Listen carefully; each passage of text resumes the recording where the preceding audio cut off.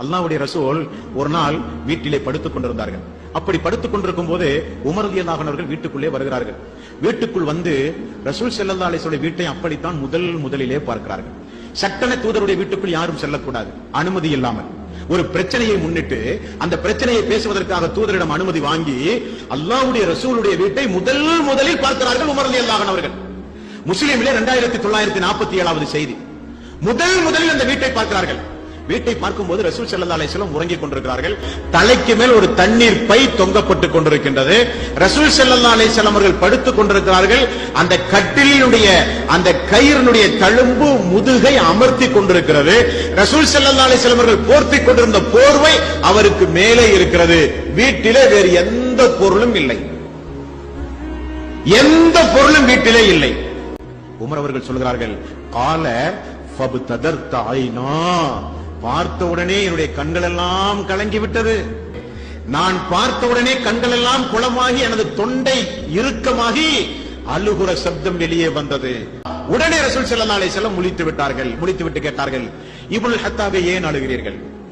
குல்து யா நபி அல்லாஹ் வமா லீ லா அப்கி, அல்லாஹ்வுடைய தூதரே எப்படி என்னால் அழாமல் இருக்க முடியும்? அவருடைய பதில பாருங்க, எப்படி என்னால் அழாமல் இருக்க முடியும்? முதுகிலே அந்த கயிறுடைய தழும்பு படியாமல் இருக்க ஒரு போர்வை கூட உங்களுக்கு இல்லையா யா ரசூலல்லாஹ்?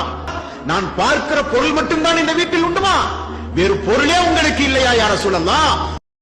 கைசரும் கிஸ்ராவும் தேனும் பாலும் உண்டு பாரசீக நாட்டை ஆண்டு கொண்டிருக்கும் போது, அவர்கள் நதிகளுடைய நீரை குடித்துக் கொண்டிருக்கும் போது, பூஞ்சோலைகளில் அவர்கள் உறங்கிக் கொண்டிருக்கும் போது, அல்லாஹ்வுடைய ரசூலே உங்களுக்கு இப்படிப்பட்ட சூழ்நிலையா என்று கேட்கும் போது ரசூலுல்லாஹி ஸல்லல்லாஹு அலைஹி வஸல்லம் அவர்கள் மிக அருமையான பதிலை சொன்னார்கள்.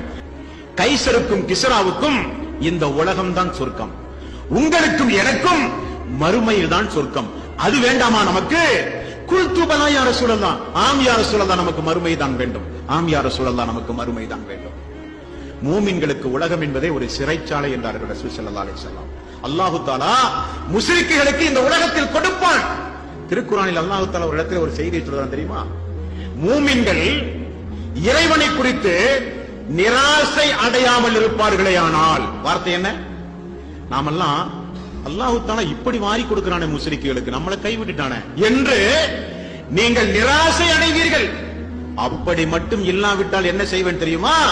அந்த முஸ்லிக்குகள் ஏறி செல்கிற ஏணிப்படியை கூட தங்கமாக நான் கொடுத்திருப்பேன். அவர்களுக்கு இந்த துனியாவில் வாரி வாரி நான் வழங்குவேன். மறுமையிலே ஒன்றுமில்லாமல் ஆக்கி விடுவேன். நீங்கள் மறுமைக்குரியவர்கள், உங்களுக்கு மறுமையில் தான் சொர்க்கம்.